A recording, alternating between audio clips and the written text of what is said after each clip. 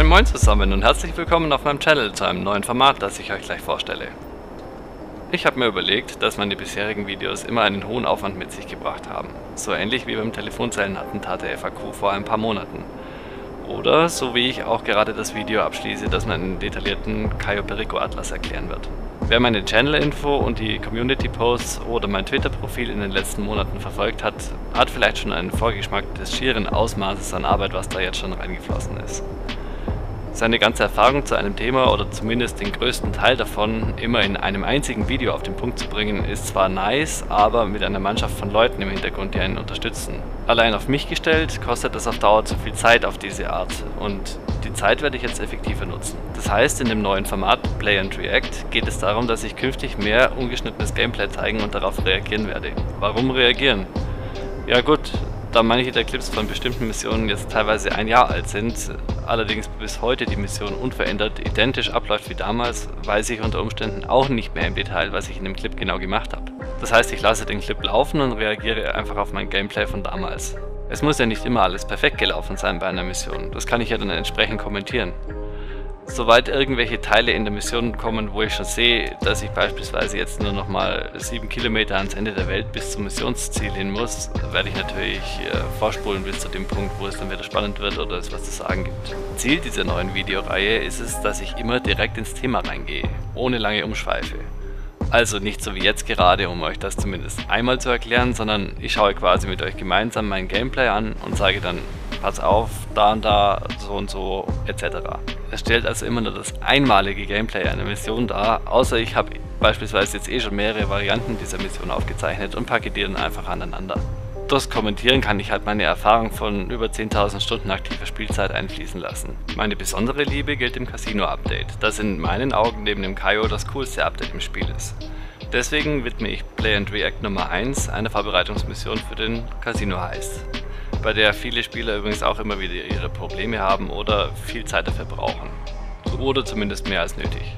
Ja, und jetzt hoffe ich einfach mal, dass es euch gefällt. Also, viel Spaß und let's go!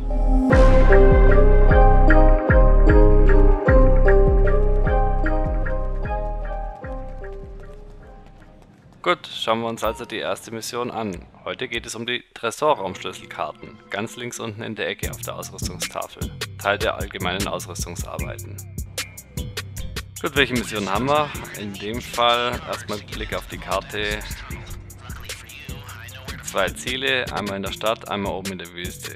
Alles klar. In dem Fall erstmal Hydra bestellen im Kanal.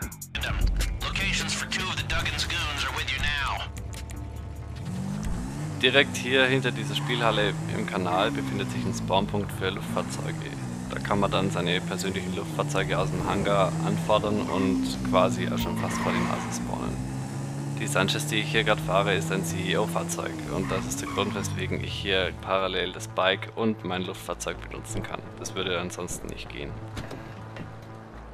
Auf dem Weg zum ersten Ziel jetzt sind noch 2 Sachen. Die Mission gibt es in 2 Varianten. Entweder muss man 2 Wachen ausschalten, eine davon im Motel und eine läuft rum und ist besoffen. Und Variante 2 ist, die Wachen mit den Schlüsselkarten sind im Gefängnis. Ich habe jetzt hier als erstes die Variante mit dem Besoffenen und dem Typen im Motel mit seiner Freundin. Und zweitens, ich liebe die Hydra, aber man muss sie hier natürlich nicht nehmen. So, die Wache hier kann Alarm auslösen, wie eine Wache im Casino heißt. Die müsste ja eigentlich hier auf der Karte, auf der Minimap mit einem Sichtkegel dargestellt sein. Ist sie aber nicht. Man kann sie aber trotzdem auf dieselbe Art und Weise erledigen. Das bedeutet, ich kann quasi entweder von hinten an die Wache ran und die ausnocken, ich kann sie mit Schalldämpfer erledigen oder wenn ich schnell bin, weil der Typ eben jetzt diesmal besoffen ist, reagiert er sogar noch nicht mal, wenn man von vorne frontal auf den zuläuft und versucht den dann auszunocken, wie man hier sieht.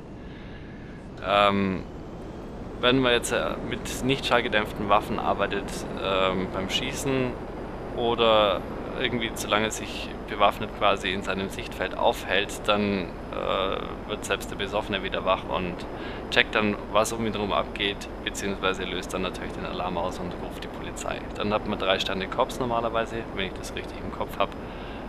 Und das ist natürlich etwas, was ich versuche zu vermeiden, weil klar, man möchte ja so schnell wie möglich mit den Vorbereitungen normalerweise fertig sein. So, jetzt besuchen wir noch kurz den Typen im Motel, der mit seiner Freundin rumhängt und sich eine kleine Auszeit gönnt.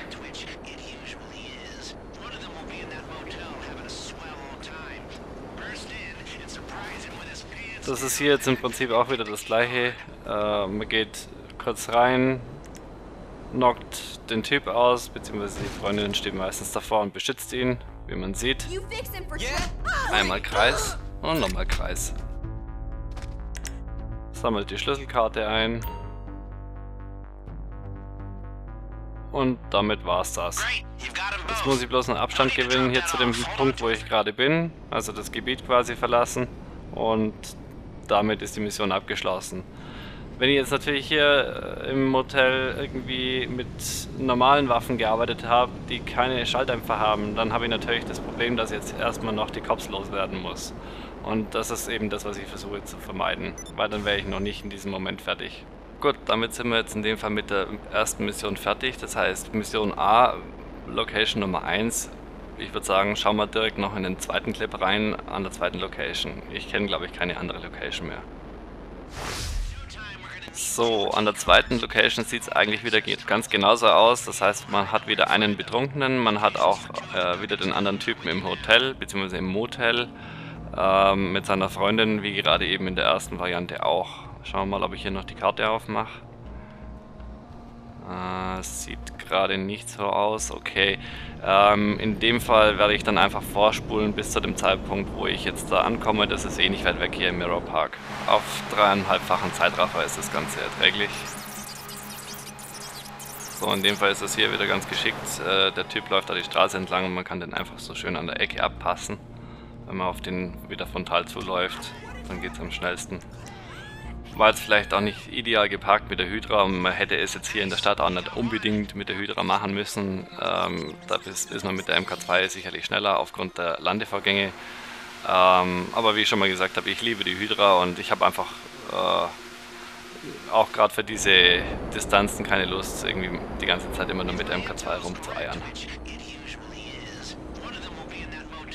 Okay, jetzt sind wir einmal fertig bei dem Typen, der betrunken war. Jetzt zweite Station, einmal noch hier im Motel. Wieder gleiches Spiel wie vorher an der ersten Stelle. Einmal reingehen, zweimal Waffe raus, Kreis. Also das Ganze geht natürlich nur für die Playstation. Nahkampfinteraktionen einfach zweimal Kreis und fertig.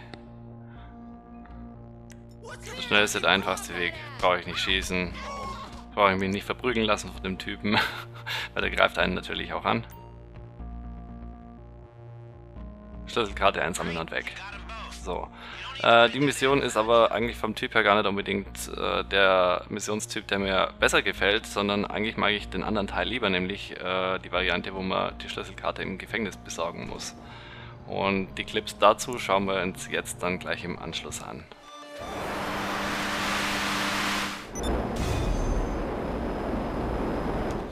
Die Gefängnismission in dem Fall.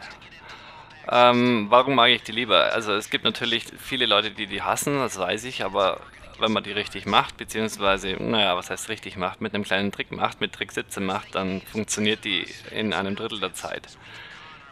Ich spiele diese Mission grundsätzlich nie so, wie sie vorgesehen ist. Man sieht jetzt hier, ich schaue mir kurz auf der Karte an, wo dieser Gefängnisbus ist, den man eigentlich klauen soll. Mit dem sollte man, wenn man den geklaut hat, mit den darin sich befindlichen Klamotten quasi ins Gefängnis einbrechen und dort eine verdeckte Operation machen, um die Schlüsselkarte von einer Wache zu besorgen. Aber wie gesagt, ich klaue normalerweise den Gefängnisbus nicht, weil mir das einfach zu lange dauert. Das ist einmal ganz cool, um die Outfits zu kriegen, weil man die dann damit freischaltet, wenn man die Mission einmal abgeschlossen hat. Jetzt hat man hier gerade ein Casino-Leck gesehen, wer nochmal zurückscrollen will.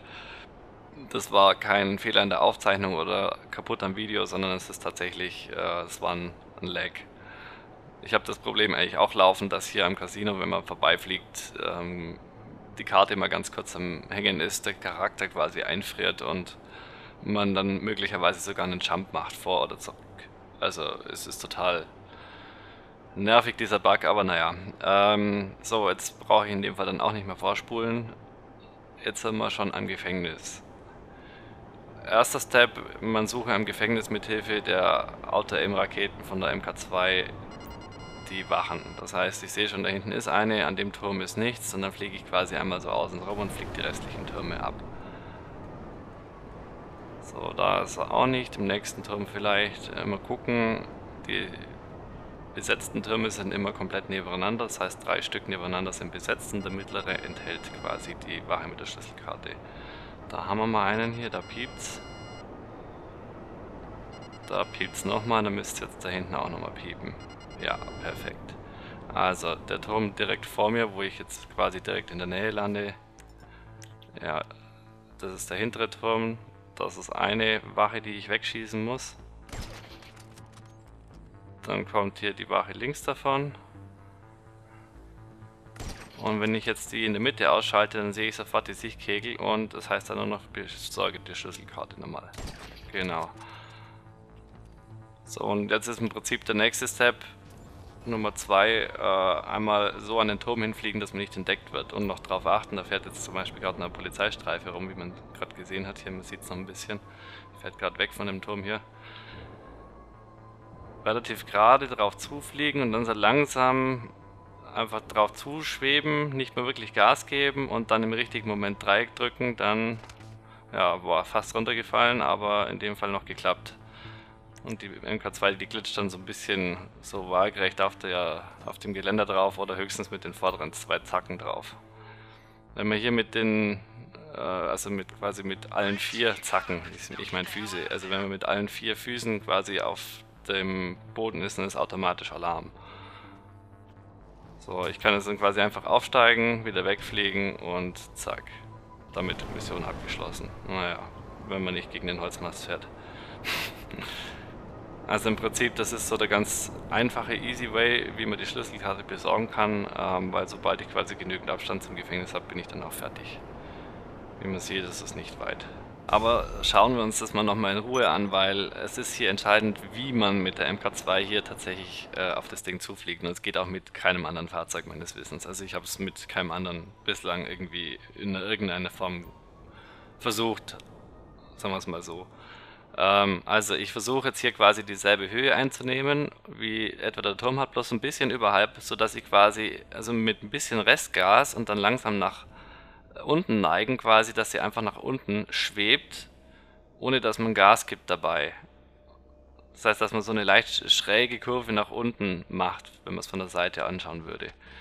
Und dann erst mit den 2 Füßen dann versuchen vorne zu landen. Es geht auch mit Landen, ich habe da noch gleich einen anderen Clip, wo man das auch nochmal sieht. Da müssen wir jetzt aber erstmal nochmal die Schlüsselkarte finden, das heißt die Wache. Ist vielleicht ganz gut, dann sieht man nochmal, wie ich da einmal außenrum abfliege. Es ist im Prinzip völlig wurscht, wo man anfängt. Man muss bloß einmal außenrum alle Türme abfliegen und ich sehe schon, ah ja, da hinten visiert es an in dem Fall. Dann müsste jetzt wieder der Turm daneben besetzt sein. Okay, also in dem Fall die gleiche Konstellation, bloß andere Aufzeichnung mit dem Unterschied, die Wache steht nicht immer an derselben Stelle in dem Turm. Also das heißt, die Wache ist einmal in dem Turm oben, innen, unten, innen und das gleiche natürlich auch noch jeweils außen. Das heißt, ich weiß jetzt noch nicht ganz genau, welche Variante das ist. So, und da war jetzt in dem Fall ein kleiner kurzer Cut drin, weil ich jetzt beim Anschauen gerade festgestellt habe, dass hier ein Bruch in der Tonspur da ist. Das heißt, das Video ist hier leider kaputt. Man sieht aber trotzdem das Nötige. Das ging jetzt hier relativ schnell. Ich lasse diesen Part jetzt gerade mal nochmal laufen und spiele mal ein bisschen Musik ein. So, jetzt läuft das Video wieder vorwärts. Also, was ich noch nicht dazu erwähnt habe, ist, man braucht hier natürlich Schalldämpferwaffen, um die Wachen auszuschalten. Und jetzt schaue ich hier einmal mit der Wärmebild-Sniper den Turm an und sehe in dem Fall dann unten auch hier die Wache im Turm unten drinnen stehen. Und das heißt, ich fliege jetzt trotzdem wieder natürlich oben an den Turm hin und mache diesen kleinen coolen Trick hier mit oben landen. Ich lasse es jetzt hier direkt mal in Zeitlupe laufen. Man sieht auch schön, dass ich im Prinzip kein Gas verwende, sondern die eigentlich gleiten lasse und dann im richtigen Moment Dreieck drücke und abspringe. Das muss man vielleicht ein bisschen üben. Das wird sein, dass man ab und zu mal runterfällt oder wie auch immer irgendwie es nicht klappt. Ich habe es auch nicht immer beim ersten Mal anlaufen sozusagen hinbekommen, aber ja. Das Interessante ist jetzt natürlich, ich muss trotzdem noch die Wache unten drin ausschalten. Und das heißt, auch hier wieder natürlich wieder mit Schalldämpfer. Kann ich jetzt mit der Sniper am einfachsten machen, durch die Treppe dadurch, durch die Wendeltreppe schießen.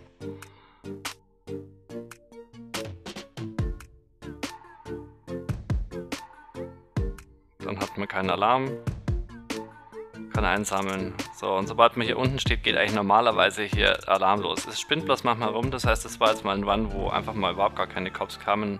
Sobald man unten eigentlich den Boden betritt, in dem Turm, also das heißt Gefängnisboden betritt auf gut Deutsch, weil alles da drüber ist sozusagen, wird nicht mitgerechnet anscheinend, gibt es normalerweise dann Alarm.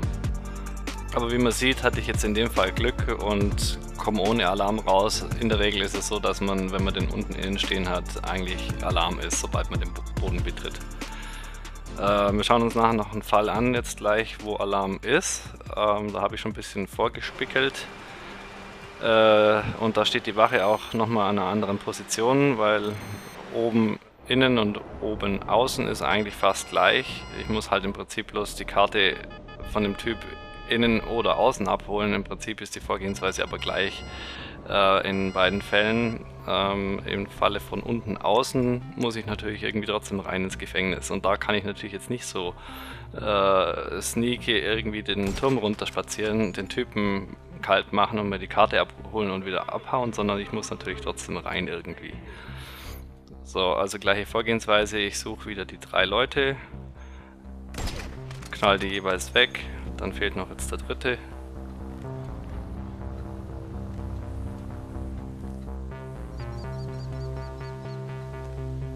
Schön wieder in der Mitte zu sehen. So, und dann muss ich im Prinzip bloß noch rein. Der Trick ist folgender: Man fliegt eigentlich ganz einfach nur relativ tief über den Zaun, sodass man halt nah an der Stelle ist, wo man auch quasi nachher die Wache abholt. Das heißt, ich überquere quasi direkt davor. Einmal rein, runter, Karte abholen, raus. Weil die Bullen haben natürlich auch Reaktionszeit, das heißt, in dem Moment dauert es natürlich auch ein bisschen, bis die kommen, und man sieht, ich kann hier einfach abhauen in der Zeit. Und sobald ich wegbooste und einen Ticken weg bin, wenn ich Glück habe, habe ich sogar Sichtkegel. In dem Fall, die suchen mich jetzt also schon. So, und damit kommen wir jetzt so ein bisschen zu meinem Bonusmaterial. Ich habe noch einen kleinen Trick, um die Cops abzuhängen, aber nicht in diesem Video, dazu müssen wir uns noch einen anderen Clip anschauen. Was ist passiert? Ich habe versucht, hier ganz normal, wie immer nach üblicher Tour, an diesen Turm hinzulanden, aber es ist mir nicht gelungen. Nicht so, wie es hätte sollen. Man sieht, ich bin auch ein bisschen komisch runtergesprungen und ja, hat halt den Alarm sofort getriggert. Man sollte dann direkt mit der Pumpe im Anschlag runterlaufen. Der Typ ist dann auch immer recht zügig am Schießen, also Achtung. Da kassiert man nämlich auch ganz gerne mal einen Headshot, dann wird es nämlich ekelhaft, weil dann respawnt man natürlich die ganze Zeit wieder im Gefängnis, und das macht natürlich dann auch keinen Spaß. Also das ist natürlich jetzt auch ein großes Risiko bei dieser ganzen Taktik von mir. In manchen Fällen hat man einfach das Pech, dass man dann irgendwie doch mal stirbt und dann respawnt man im Anwesen. Im Anwesen sage ich schon, im Gefängnis. In Gedanken so bei meinem Cayo Perico Video. Ich wollte eigentlich noch auf was anderes raus, und zwar, es geht hier darum, wie kriege ich jetzt hier die Cops los. Also klar, ich kann natürlich auf den üblichen Wegen die Cops abhängen, aber in vielen Vorbereitungen für den Casino-Heist muss man irgendwie gucken, dass man noch die Cops abhängt, sobald man quasi mit der Ware irgendwie in der Nähe der Spielhalle ist. Und ja, da gibt es einen kleinen Trick. Ich spule mal vor an die Stelle, wo es passiert, und verabschiede mich damit auch schon wieder von euch.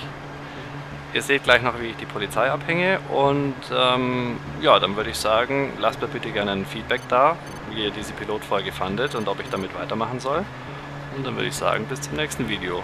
Ciao, ciao!